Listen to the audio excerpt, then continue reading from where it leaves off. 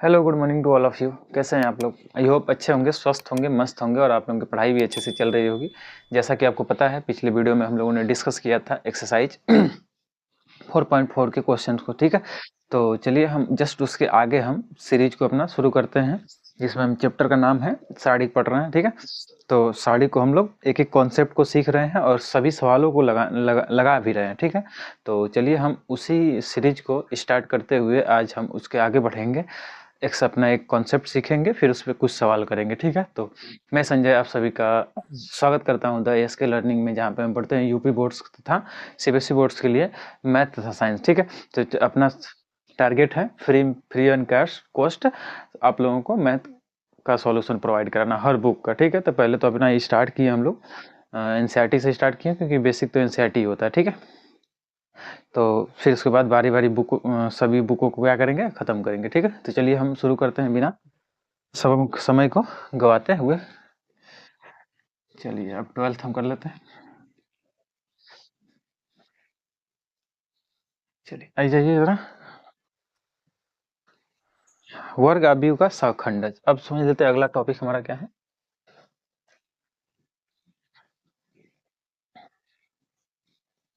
वर्ग आव्यूह, देखो वर्ग आव्यूह नहीं भी लिखते तो भी चल जाता है, क्योंकि हम पढ़ेंगे जब स्टार्टिंग में तो वर्ग आव्यूह के बारे में ही पढ़ते हैं।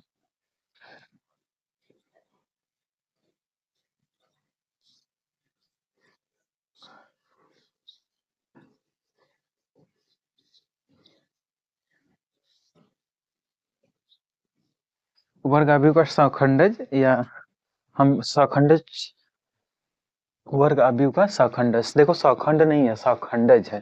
तो इसे हम क्या बोलेंगे, एडजॉइंट,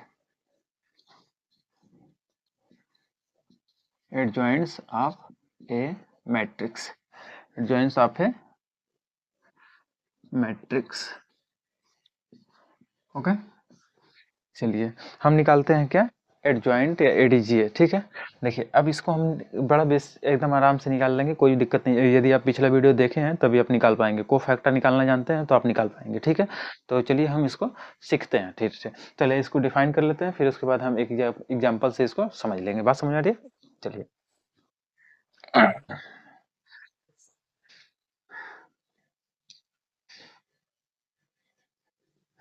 किसी वर्ग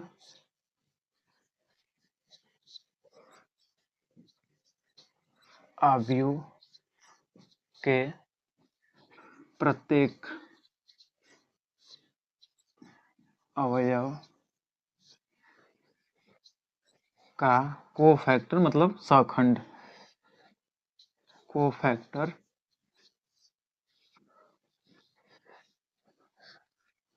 किसी वर्ग आव्यूह के प्रत्येक अवयव का कोफैक्टर के अवयव के कोफैक्टर से बनी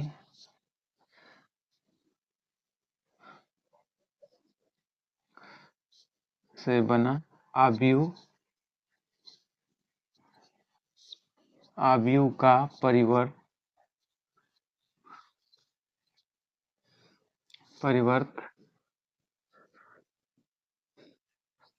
परिवर्त वर्ग आव्यूह का सहखंडज कहलाता है, सहखंडज कहलाता है। बात समझ आ रही है? ये तो हो जाए इसका डेफिनेशन, सहखंडज कहलाता है, ठीक। अब इसको एग्जाम्पल से हम एकदम आसान तरीके से समझते हैं। इसे इसे A A D J ADJ ADJ adjoint, इसे क्या बोलते हैं, adjoint of A, adjoint A, ठीक। एडजॉइंट ए से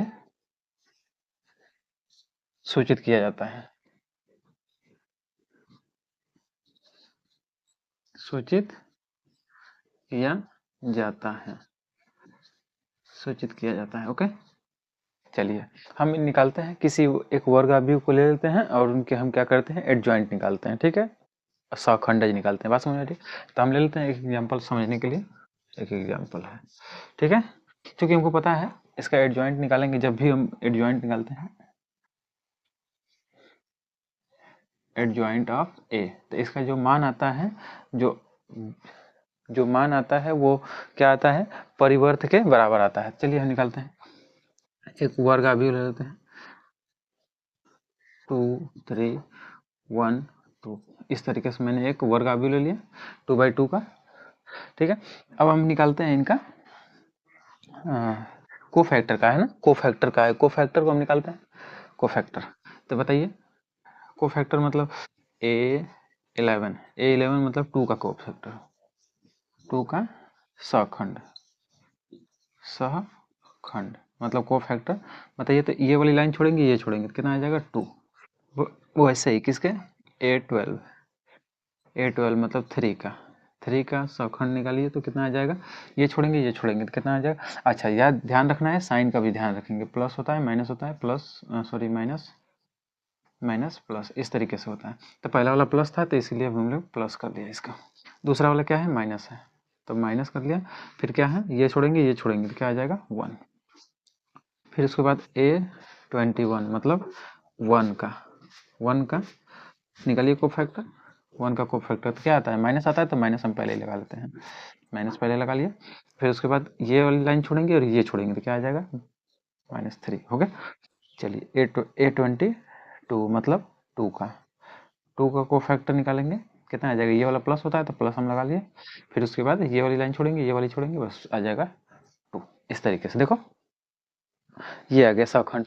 अब कह रहा है एडजॉइंट जो होता है इसके परिवर्त का, मतलब जो एडजॉइंट का मान निकालेंगे। चलिए इधर देख लेते हैं, अब इसको हटा देते हैं। अच्छा इधर एडजॉइंट मतलब ADJ मतलब ए का सहखंडज, ADJ मतलब ए का सहखंडज क्या आ जाएगा आपका, जो जो भी आपका कोफैक्टर निकला है, सभी एलिमेंट का कोफैक्टर का निकालिए जरा, कोफैक्टर 2 -1 -3 2 का परिवर्त के लिए हम ऐसे डैश लगा देते हैं ताकि इसको हम परिवर्त समझते हैं ना, परिवर्त अभी को मैं बताया हूँ कि रो को कॉलम कर देते हैं, कॉलम को रो कर देते हैं। तो अभी हम ये लगाए हैं मतलब अभी बदलना है, ठीक है।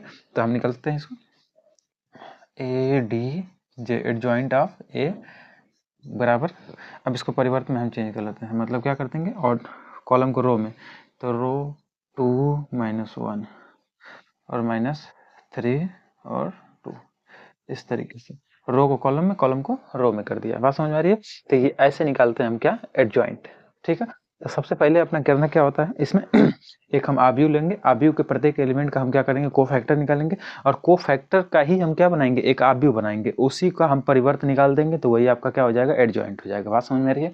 एडजॉइंट हो जाएगा, किसी को कोई प्रॉब्लम नहीं होनी चाहिए, ठीक है। चलिए एक और एग्जांपल हम समझते हैं, यहाँ तो 2/2 ऑर्डर का मैट्रिक्स लिए थे हम, 3/3 ऑर्डर का। अरे भाई 3/3 ऑर्डर का लें या 4/4 का ले, बात तो वही आएगी ना, सेम समझते हैं। चलिए तो हम अगला कॉन्सेप्ट डिस्कस करते हैं और सवाल में हम चीज़ों को समझेंगे अच्छी तरीके से, समझ में ना, या एक और सवाल समझ लेते हैं, ये तो हो गया। चलिए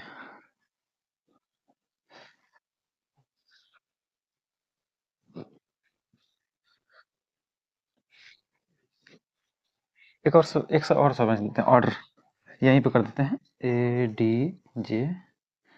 डी जे बराबर, ये बदल हो जाएगा 2 -1 -3, देखो कॉलम को रो कर दिया, बस यही आ जाएगा आपका। यहाँ से एक एग्जाम्पल और समझ लेते हैं, 3/3 ऑर्डर का मैट्रिक्स के लिए 1 2 3 2 1 3 4 2 1, इस तरीके से। तो सभी का हम निकालते हैं कोफैक्टर, क्योंकि आपको पता है इनका साइन क्या होता है, plus minus plus minus plus minus plus minus plus, इस तरीके से होता है 3/3 के लिए। चलिए इनका साइन हम निकालते हैं, इसका निकालेंगे परिवर्त, तो किसका निकालेंगे, A11 इसका परिवर्त निकालेंगे तो ये वाली लाइन छोड़ेंगे, ये वाली क्योंकि प्लस होता है तो प्लस लगा लिया, ये वाली छोड़ेंगे तो कितना हो जाएगा,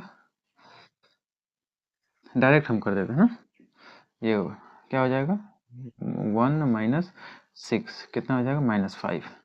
ठीक है, A12 निकालते हैं। A12 निकालते हैं, A12 मतलब ये वाला, या तो माइनस पहले ही निकालते हैं, फिर A12 मतलब ये छोड़ेंगे ये छोड़ेंगे, क्या हो जाएगा 2 1 जा 2 -4 2 4 3 जा 12, वैल्यू मिल जाएगी आपको 10, -10 मिल जाएगा, मतलब +10 आ जाएगा, +10 आ जाएगा।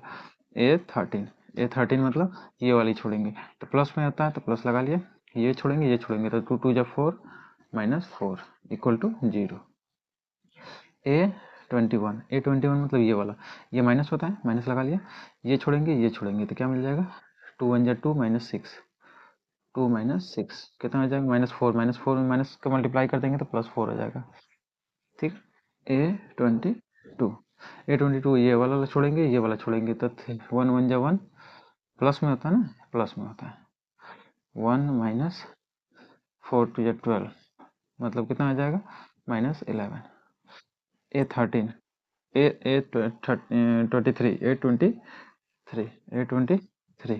A23 क्या आता है, माइनस में आता है, माइनस कर लेते हैं, ये छोड़ेंगे ये वाली लाइन छोड़ेंगे और ये वाली लाइन छोड़ेंगे तो कितना आ जाएगा 2 1 जा 2 -8 2 -8 मतलब -6 आ जाएगा तो +6 हो जाएगा। फिर A31 निकालते हैं, तो ये वाली लाइन छोड़ेंगे ये वाली प्लस होता है ना, ये प्लस होता है, कौन लाइन छोड़ेंगे ये वाली लाइन छोड़ेंगे, ये वाली तो 6 -3 कितना आ जाएगा -3 आ जाएगा। चलिए A32 देखेंगे तो ये वाली छोड़ेंगे, ये सीधा छोड़ेंगे, ये माइनस में होता है, ये माइनस में होता है, तो ये सीधा छोड़ेंगे और ये छोड़ेंगे तो 3 1 जा 3 3 -6 कितना आ जाएगा +3 आ जाएगा, क्योंकि ये -3 आएगा, -3 वो -12 वाला क्या कर देगा प्लस कर देगा। A33 निकालेंगे तो ये वाला छोड़ेंगे लाइन, ये छोड़ेंगे प्लस होता जाता है, तो 1 -4 बराबर -3, इस तरीके से आपका आएगा। अब जब एडजॉइंट निकालेंगे, एडजॉइंट मतलब एडीजे शाखंडज निकालेंगे, शाखंडज ए का शाखंडज तो क्या आ जाएगा, परिवर्त होगा किसका, इनके कोफैक्टर का परिवर्त, कोफैक्टर को लिखते हैं सब जरा, -5 12 10 0 4 -11 6 3 3 -3, इस तरीके से। अब इनका परिवर्त के लिए हम ऐसे डैश लगा दिए, परिवर्त करना है उसका, तो ए अभी नहीं निकला है, ए डीजिए ये अब देखो निकल गया, यहाँ से करेंगे तो कॉलम को रो में, रो को कॉलम में, -10 0 है, क्या है ये 0। ठीक है, तो यहाँ से 4 -11 और 6, यहाँ से 3 3 -3, इस तरीके से। ओके, ये आपका आ जाएगा। ऐसे हम करके क्या निकालते हैं, सखंडज निकालते हैं। सखंडज समझ में आ गया जी, सखंडज समझ में आ गया। ठीक है, इस पे कुछ प्रमेय है, मैं उसको बता देता हूँ प्रमेय को। चलिए इसको नोट कीजिए जरा जल्दी से, प्रमेय को डिस्कस करते हैं।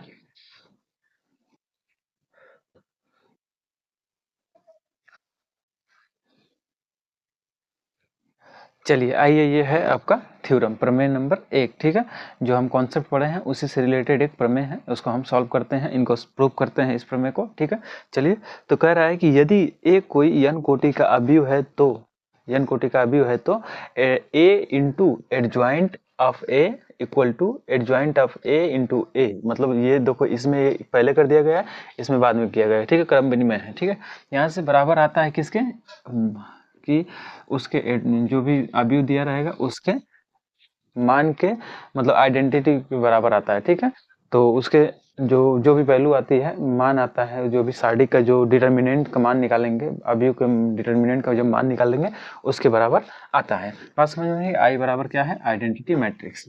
ठीक है, चलिए तो हम इनको सॉल्व करते हैं।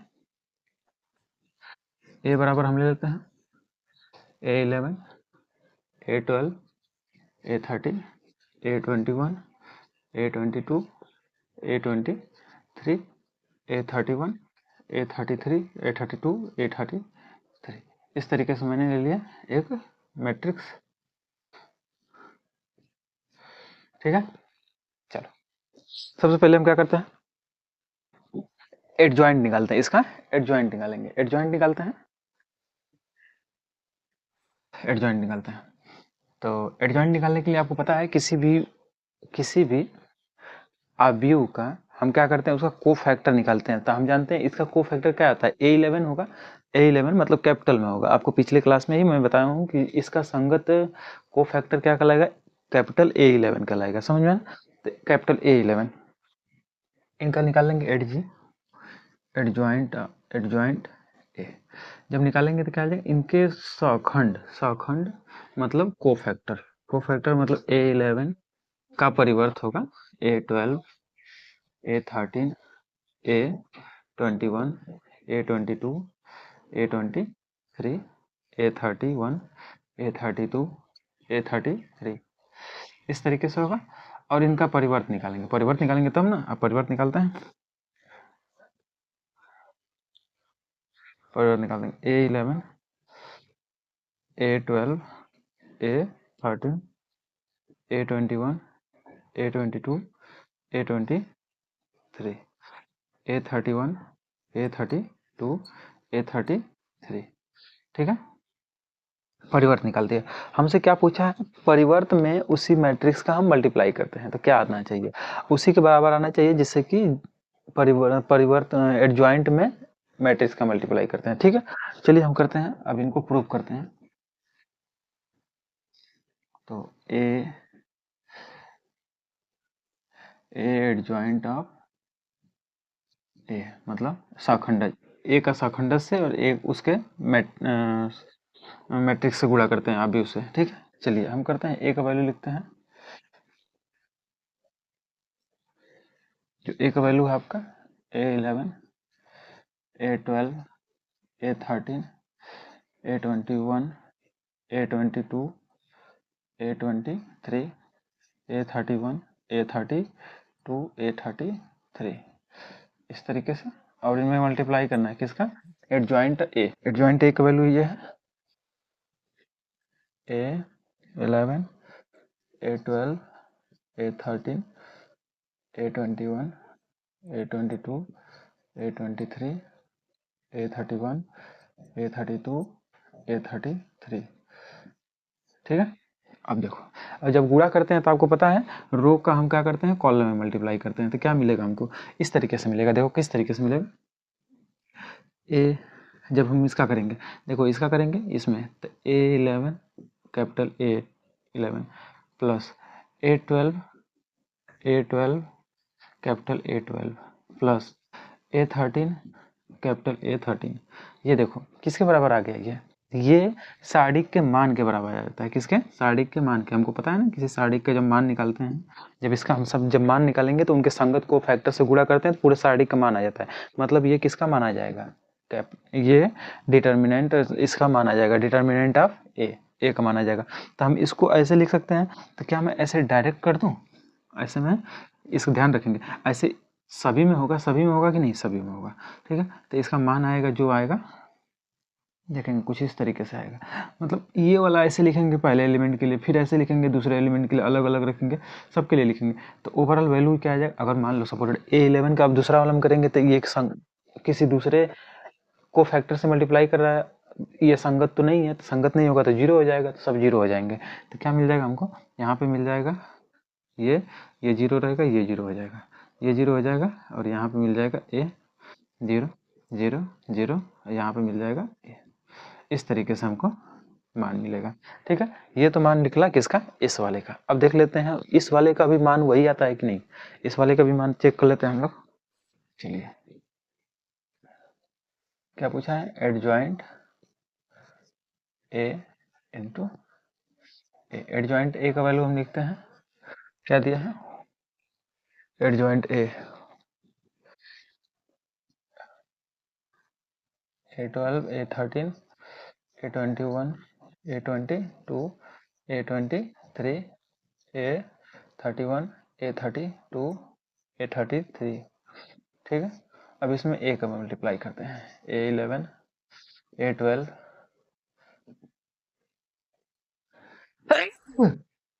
A12 A13 A21 A22 A20 23 A31 A32 A33 इस तरीके से। अब मल्टीप्लाई करते हैं, देखो जरा तो क्या आएगा।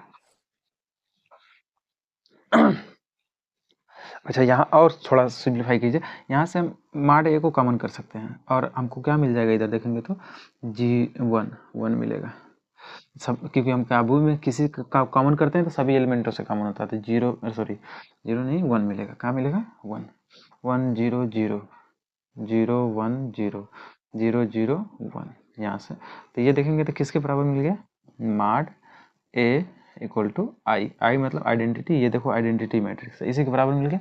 अब इसका भी मान लिखते हैं कि निकाल कर कि इतना ही आ रहा है कि नहीं आ रहा है, ठीक। चलिए हम इसका गुणा करेंगे इस वाले में, तो यहाँ पर भी देखेंगे तो A11 ये A21 A31 ऐसे मिलेगा, तो यहाँ पर भी हमको एक मान मिल जाएगा, किस तरीके से मिल जाएगा, माड A 0 0 0 मॉड ए मतलब determinant of A 0 0 0 determinant of A, चलिए इस तरीके से मिलेगा।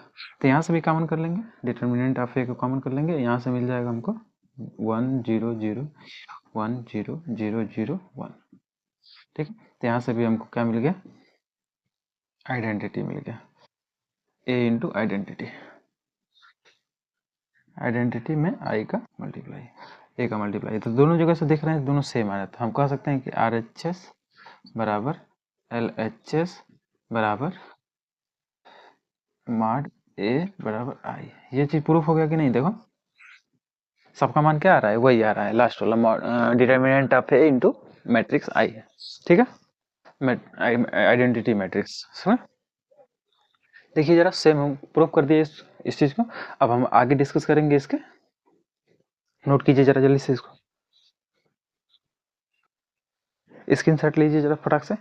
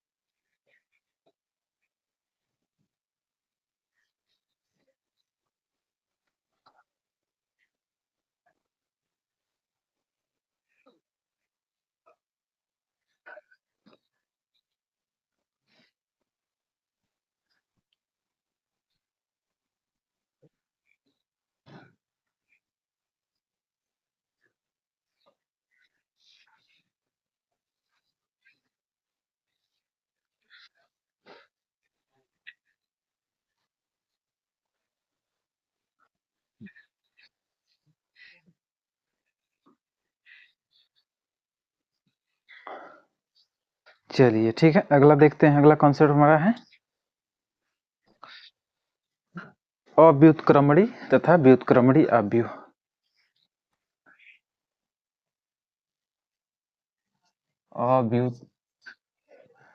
अव्युत्क्रमणी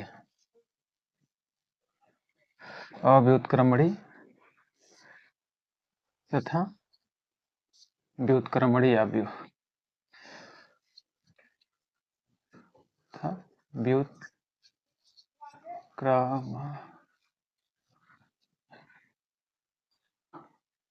व्युत्क्रमणी अव्यूह, ठीक है।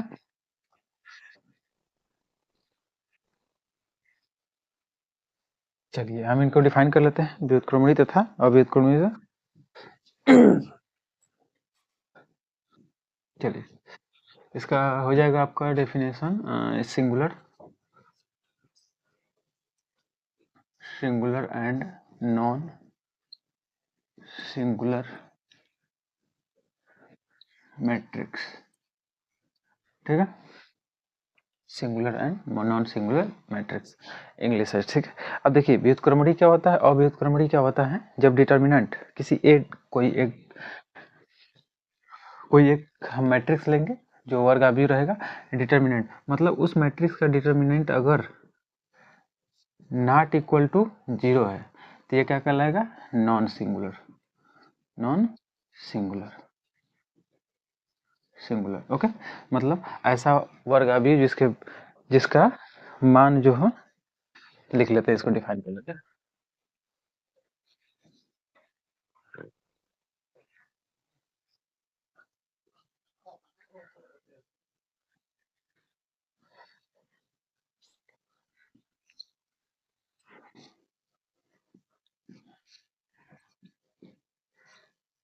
एक वर्ग अवयव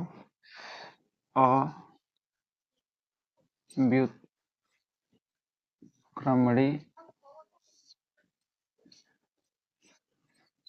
कहलाता है यदि और केवल यदि मॉड ए मतलब determinant of A not equal to 0 हो। ठीक है, मतलब जो भी आपका अवयव रहेगा उसका मान जो आना चाहिए, क्या आना चाहिए, नॉट इक्वल टू सॉरी अव्युत्क्रमणी में 0 के बराबर आना चाहिए। क्या होना चाहिए, 0 के बराबर आना चाहिए।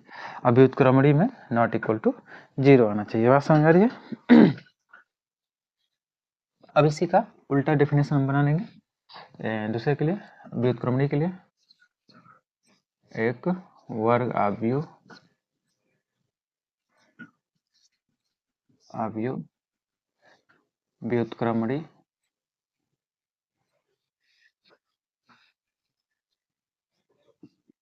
व्युत्क्रमणी कहलाता है यदि और केवल यदि mod A not equal to 0 हो। मतलब किसी भी सारणी का मान अगर 0 के बराबर आ जाएगा तो वो अव्युत्क्रमणी कहलाएगा। अगर किसी भी सारणी का मान जो होगा वो नॉट इक्वल टू 0 होगा, मतलब 0 के अलावा कोई भी मान आएगा, माइनस में हो प्लस में हो, तो वो क्या आ जाएगा, व्युत्क्रमणी कहलाएगा। अव्युत्क्रमणी में समझ में आ गया? कोई दिक्कत आपको? चलिए एग्जाम्पल से हम एक एक समझते हैं। एग्जाम्पल ले लेते हैं, जैसे एक मैट्रिक्स ले लेते हैं ए। चलिए एक मैट्रिक्स ले लिया 2 1 2 1। तो ये देखो जरा, तो मॉड ए मैट्रिक्स निकालेंगे इसका, क्या मिलेगा, 2 1 जा 2 माइनस 2 इक्वल टू 0। तो ये कैसा मैट्रिक्स है, 0 हो गया। तो ये कौन सा मैट्रिक्स है जी, कर सकते हैं सिंगुलर है। सिंगुलर मतलब नॉन सिंगुलर, क्या है, non singular, sorry non singular, non singular matrix. बात समझ आ रही है? मतलब अव्युत्क्रमणी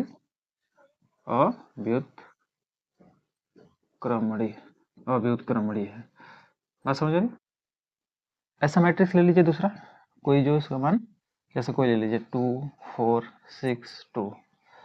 ठीक है, अब इनका मान निकालते हैं मैट्रिक्स ए का। तो हम निकालेंगे तो 4 माइनस 24 कितना आ जाएगा, माइनस 20। तो यहाँ से देखेंगे तो ए का जो मान आया है नॉट इक्वल टू 0 आया है, नॉट इक्वल टू 0।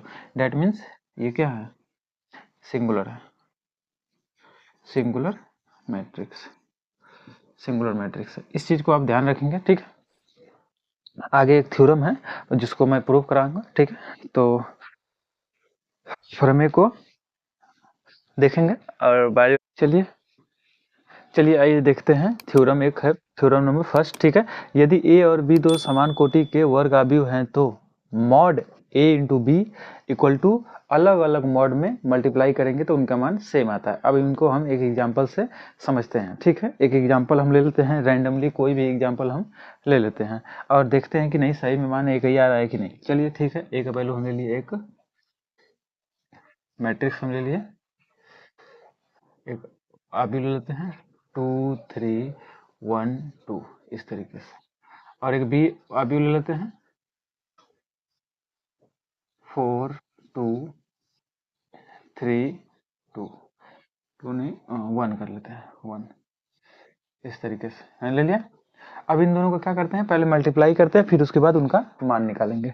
पहले मल्टीप्लाई करते हैं, मतलब ए इंटू बी का मान निकालेंगे, ए इंटू बी का मान, मतलब ए इंटू बी का मान निकालते हैं। ठीक है, तो हम सबसे पहले क्या करते हैं, रो का कॉलम में, कॉलम का रो में मल्टीप्लाई, मतलब इस रो का कॉलम में मल्टीप्लाई करेंगे। तो 4 2 जा 8 प्लस 3 3 जा 9।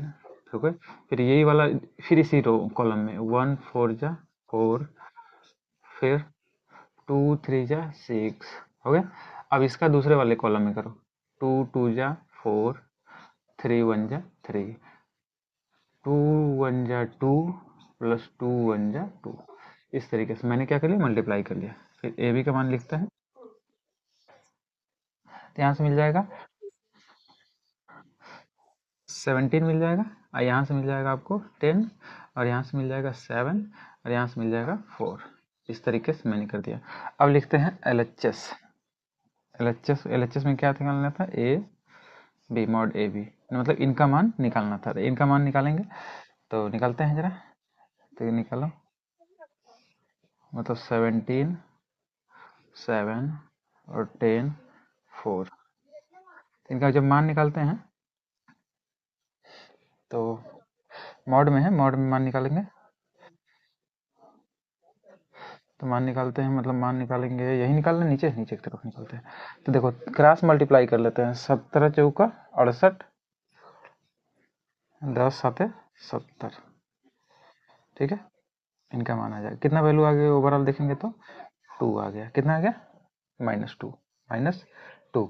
अब देखेंगे कि ए और बी का अलग अलग हम उनका मान निकालेंगे, मॉड में निकालेंगे, जब डिटर्मिनेंट उनका निकालेंगे अलग अलग, तो भी देखेंगे कि मान दोनों का गुणा करने पे इतना ही आ रहा है कि नहीं। देखते हैं ए, तो निकालते हैं मॉड ए। मॉड ए मतलब इनका वैल्यू निकालना है, किसका, मैट्रिक्स ए का।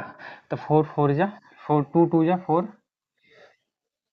2 2 जा 4 -3, कितना मिल जाएगा आपको, यहाँ से वैल्यू मिल जाएगी आपको 1, ठीक है। मॉड ए का मान मिला। और मॉड बी का मान निकालते हैं यहाँ से, तो बी का डिटर्मिनेंट निकालते हैं, तो 4 1 जा 4 -3 2 जा 6, ठीक है। तो बी का मॉड बी का मान निकालेंगे, तो ओवरऑल वैल्यू हमको क्या मिल गई, -2 मिल गई। तो अब इन दोनों का मल्टीप्लाई कीजिए, मतलब mod A into mod B, तो मल्टीप्लाई करेंगे तो मॉड ए का मान कितना है, 1 है, इंटू मॉड बी का मान -2 है, तो वैल्यू मिल जाएगा आपका, मॉड बी नहीं, ये डिटर्मिनेंट है, डिटर्मिनेंट, ठीक है। तो -2 मिला। तो हम देख रहे हैं दोनों RHS बराबर LHS है कि नहीं, दोनों सेम है ना, सेम है। तो ये आपकी थ्योरम प्रूव हो गई, देख रहे हैं दोनों सेम आ रहा है। तो मतलब ये वाली जो कंडीशन है, ये वाली, अब अगर कभी भी ऐसे दिखेगा तो अलग अलग भी गुणा करेंगे तो ही सेम आएगा, और साथ में गुणा करके जब उनका डिटर्मिनेंट निकालेंगे तो भी सेम आएगा, ठीक है। ये वाली हम थ्योरम को सिद्ध कर दिए हैं। चलिए नोट कर लीजिए, अब अगली थ्योरम पे आते हैं हम लोग, को नोट करेंगे इसको।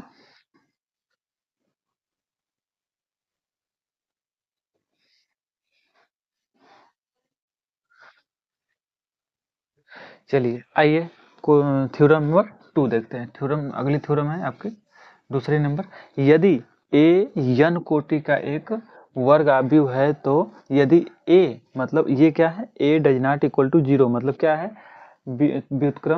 व्युत्क्रमणी आव्यूह है, तो इसका एडीजी मतलब adjoint of A determinant A equal to determinant A power n-1 ऐसा आता है। सिद्ध करते हैं कि देखेंगे सही में ऐसा होता है कि नहीं, ठीक है। तो आइए जरा, तो हमको पता है, पिछले ही आपको थ्योरम में, मैं पिछले वीडियो में ही सिखाया था, क्या सिखाया था, कि ए एडजॉइंट,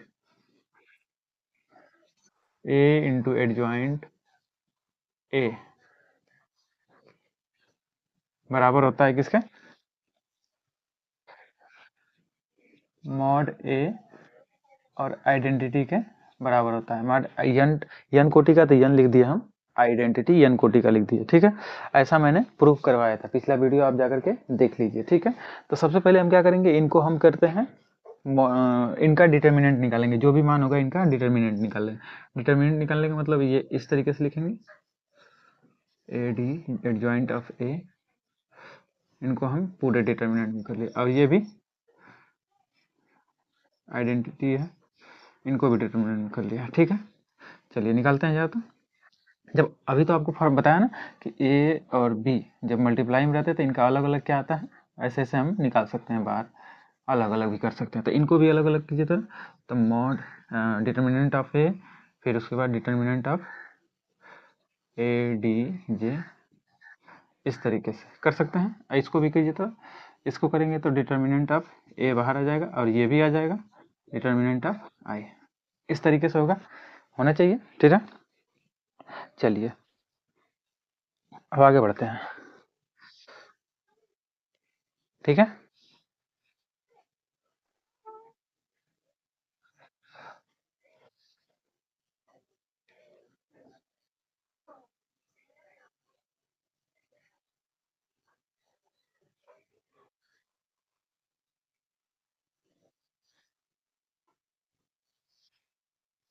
यहाँ पे 2 डिटर्मिनेंट रहेगा, क्योंकि ये डिटर्मिनेंट पहले से था, यहाँ डिटर्मिनेंट हो जाएगा। चलिए ठीक है, तो यहाँ तक हम ऐसे समझ लेंगे, ये वाला अलग कर दिया, ये वाला अलग कर दिया, समझ में। और ये वाला हम अलग कर दिए, दो डबल डिटर्मिनेंट में हो जाएगा, ये वाला अलग डिटर्मिनेंट में कर दिया। ठीक है, अभी इसी प्रॉपर्टी का इस्तेमाल करके हम लोग किए हैं। ठीक है, तो आप लिखते हैं इसको, ए डी जे ज्वाइंट ऑफ है इक्वल टू, यहाँ से देखेंगे तो देखो डिटर्मिनेंट का जो मान आ रहा है वो किसके मान आ जाएगा,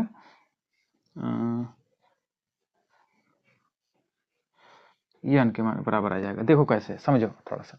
अगर कोई मैं मैट्रिक्स लेता हूँ, कोई मैट्रिक्स लेता हूँ जैसे 2 4 6, ठीक है, और कोई मैट्रिक्स ले लिया 4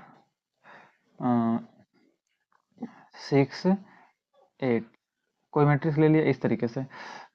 चलिए आइए, 8 10 12, ठीक है। तो हम देख रहे हैं कि पहले वाले में भी 2 कॉमन है, इसमें भी 2 कॉमन है, इसमें भी 2 कॉमन है। तो मैं क्या करूं, सभी मैट्रिक्स में से 2 कॉमन कर लूं, तो मतलब 2 करता हूँ ऐसे, 2 गुणे 2 गुणे 2, सभी में से 2 कॉमन कर लिया। चूंकि यन टर्म्स वाले हैं, यन यन ऐसे ही यन यन इंटू यन का मैट्रिक्स है, यन इंटू यन का मतलब यन कोटि का आव्यूह है, तो ऐसे यन ठो ना कॉमन होगा। ऐसे तो 3 कोटि का था, ये देखो कितने कोटि का है, 3/3 ऑर्डर का है, तो 3 कोटि का था तो हम लोगों ने 3 ठो कॉमन किया, ठीक है। लेकिन ऐसे ही कितना यन कोटि का रहेगा तो क्या करेंगे, यन ठो कॉमन करेंगे ना, ऐसे यन ठो। तो देखो तो यहाँ पे हम क्या कर दिए, 2 के पावर 3, मतलब 3 कोटि का था तो 3 कर दिया। तो ये भी देखो जरा, तो ये यन कोटि का है तो पावर में यन होगा कि नहीं, पावर में यन होगा, ठीक है। फिर उसके बाद आइडेंटिटी, ठीक है। अब क्या करते हैं हम, इसको इसको इधर भेज देते हैं, तो एडजॉइंट ऑफ, तो इसको लिख देते हैं ऐसे, एडजॉइंट ऑफ मॉड ए, क्योंकि एडजॉइंट को बाहर कर देते हैं, ठीक है। फिर उसके बाद मॉड ए के पावर यन अपान में, ये वाला इधर आएगा तो मॉड, मतलब डिटर्मिनेंट ए, ये आप जानते हैं मैट्रिक्स का जब भी आइडेंटिटी का जब भी मल्टीप्लाई करते हैं तो उसका मान क्या आता है, वही नंबर ही आ जाता है, आइडेंटिटी का कोई मान नहीं रह जाता है। चलिए, तो यहाँ से मिल जाएगा आपको adjoint of determinant A equal to, ये ऊपर जाएगा तो इसके पावर में तो 1 है ना, तो ये ऊपर जाएगा तो ए के पावर में n माइनस 1, आइडेंटिटी का मल्टीप्लाई करेंगे तो वही चीज़ आ जाएगा। नोट कर लीजिए इस थ्योरम को, ठीक है। अब आ जाते हैं अगले थ्योरम पे, नोट करेंगे इसको, नोट कीजिए फटाक से स्क्रीनशॉट लीजिए।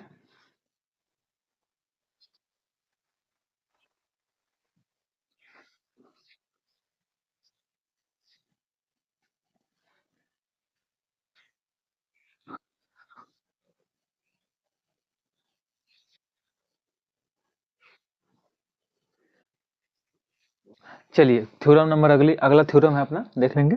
ये थ्योरम नंबर 3 है आज के सेशन का, ठीक है। एक वर्ग आव्यूह हम निकालेंगे, अभी प्रतिलोम निकालना सीखेंगे, ठीक है, अभी प्रतिलोम निकालना हम सीखेंगे। तो देखिए एक वर्ग आव्यूह ए के प्रतिलोम, प्रतिलोम का अस्तित्व तभी होगा, प्रतिलोम का मतलब उसका उल्टा का, किसी वर्ग आव्यूह ए का उसका उल्टा निकालेंगे, इनवर्स निकालेंगे, तो उसका अस्तित्व तभी हो सकता है जब, यदि और केवल यदि, जब ए का एक व्युत्क्रमणीय अवयव, मतलब ए का जो मान होगा, मॉड ए का जो मान होगा, मतलब डिटर्मिनेंट का जो मान आएगा नॉट इक्वल टू 0 होना चाहिए, तभी। अगर 0 हो जाएगा तो उसका व्युत्क्रम हम नहीं निकाल पाएंगे, मतलब, ठीक है। तो ये व्युत्क्रमणीय होना चाहिए तभी हम इसका निकाल लेते हैं। माना, मान लेते हैं, माना ए एक n कोटि का वर्ग अवयव है, n कोटि का वर्ग अवयव है, ठीक। और कह रहा है कि ये भी क्या है, ये व्युत्क्रम है, ठीक है, ये व्युत्क्रम बड़ी है, बात समझ आ रही है, n कोटि का ये चीज है, तो हम इसका निकालते हैं अब इनवर्स, ठीक है। क्योंकि आपको पता है पिछले थ्योरम से आपको पता होगा a into adjoint of A equal to adjoint of A into A equal to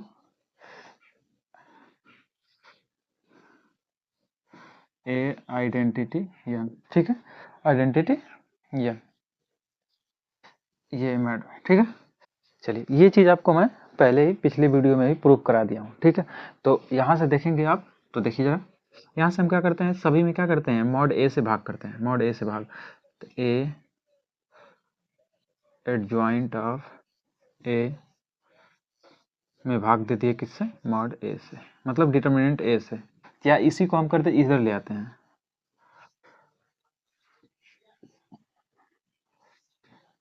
determinant A equal to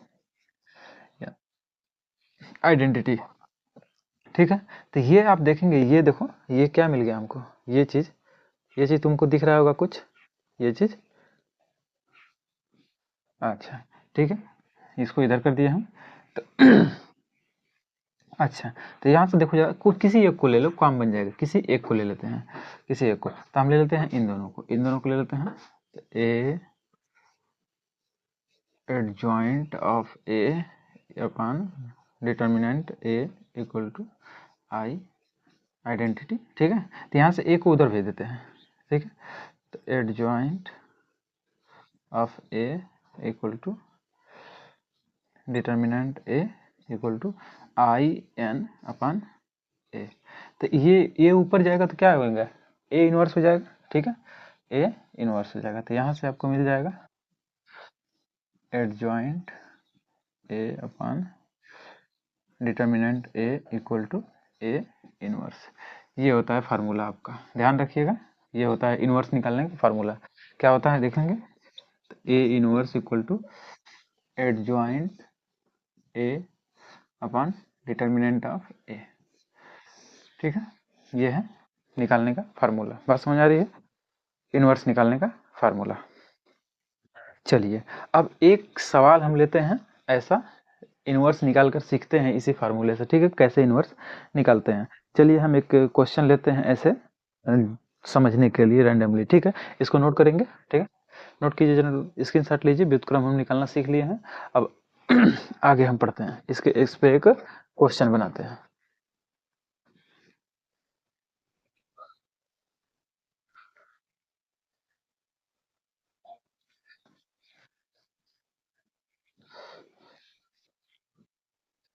चलिए एक हम ले लेते हैं मैट्रिक्स ए इक्वल टू 2 3 4 2, इस तरीके से ले लिया। इसका हमको क्या निकालना है, इनवर्स निकालना है। तो पहले, तब सबसे पहले हम क्या करते हैं, इसका डिटर्मिनेंट निकाल लेते हैं। Determinant 4 minus 12 equal to minus 8। ठीक, अब निकालते हैं इसका एडजॉइंट। एडजॉइंट निकालने के लिए मैं आपको बताया था एडजॉइंट निकालते हैं, एडजॉइंट के लिए एडजॉइंट कैसे लिखा है, एडीजीए, मतलब एडजॉइंट कैसे निकालते हैं, जो भी हमारा अवयव रहता है उसके संगत एलिमेंटों का हम क्या निकालते हैं, को फैक्टर निकालते हैं, उससे जो अवयव बनेगा उसका क्या निकालेंगे, परिवर्त निकालने के बाद परिवर्त निकालेंगे, फिर उसके बाद एडजॉइंट मिल जाता है। बात समझे, इतना ही आपको करना है। तो पहले सबसे पहले हम इसका को फैक्टर निकालते हैं, तो ए कैपिटल, कैपिटल ए 11, ए 11 कितना हो जाएगा, 2 हो जाएगा। चलो, और ए 12 मतलब कितना मिल जाएगा आपको, माइनस में मिलेगा, और क्या मिल जाएगा, 4 मिल जाएगा। A21 मिल जाएगा आपको, ये वाला तो माइनस में मिलेगा, तो 3 मिल जाएगा, -3। और A22 मिलेगा, A22 मिलेगा तो ये मिलेगा, तो 2 मिल जाएगा। ओके, इस तरीके से चलिए निकालते हैं। तो हम निकालते हैं एडजॉइंट, एडजॉइंट ए, तो क्या निकालते हैं, तो जो भी हमारा आता है एलिमेंट, 2 -4 -4 और -3 2, इस तरीके से, और इसका परिवर्त, परिवर्त निकालेंगे, एडजॉइंट ऑफ ए, परिवर्त निकालो, इसको क्या करो, रो को कॉलम में, कॉलम को रो में, तो 2 -4 -3 2, ये मिल गया आपको क्या, परिवर्त मिल गया। अब हम जानते हैं ए इनवर्स निकालने का formula, A inverse equal to adjoint of A upon determinant of A. चलिए ए इनवर्स निकाले कि एडजॉइंट का मान रखिए, एडजॉइंट का मान रखेंगे 2 - 3 - 4 2, ठीक है। और इसका डिटर्मिनेंट ऑफ ए का मान निकाले हैं -8 इस तरीके से होगा। तो क्या मिल जाएगा हमको 1/8। अब फिर उसके बाद माइनस का मल्टीप्लाई कर लेते हैं अंदर, तो क्या आ जाएगा -2 + 3 और +4 -2 इस तरीके से आपको वैल्यू मिल जाएगी। या अंदर मल्टीप्लाई कर दीजिए और अंदर कीजिए, कितना आ जाएगा -2/8, यहाँ से 3/8 और मिल जाएगा 4/8 और ये तो मिलेगा -2/8। इस तरीके से आपको मान मिलेगा। अब इनको सॉल्व कर लीजिए तो मिल जाएगा इस तरीके से -1/4 3/8 और यहाँ मिल जाएगा 1/2, यहाँ से -1/4। इस तरीके से आपका मान मिलेगा। बात समझ आ रही है? नोट करेंगे। चलिए तो हम लोगों ने आज सीख लिया, इन्वर्स निकालना सीख लिया और कुछ उसके थ्योरम भी देख लिया हम लोगों ने, जैसा कि आपकी किताब में दिया हुआ था, ठीक है। तो अब हम इसके एक्सरसाइज की तरफ बढ़ेंगे अगले वीडियो में। तो ठीक है, तो आज के लिए बस इतना ही रहने देते हैं, मिलते हैं अगले वीडियो में और अगले नेक्स्ट कॉन्सेप्ट के साथ और एक्सरसाइज के साथ, ठीक है। चलिए तब तक के लिए बाय बाय, नमस्कार और हंसते रहिए, मुस्कुराते रहिए, ठीक है। और हाँ, ज़्यादा से ज़्यादा लोगों तक शेयर कीजिए और चैनल को भी सब्सक्राइब कर दीजिए, बेल आइकन को प्रेस कर दीजिए, ठीक है। और हमको बताइए कि आपको हमारा वीडियो कैसे लगता है।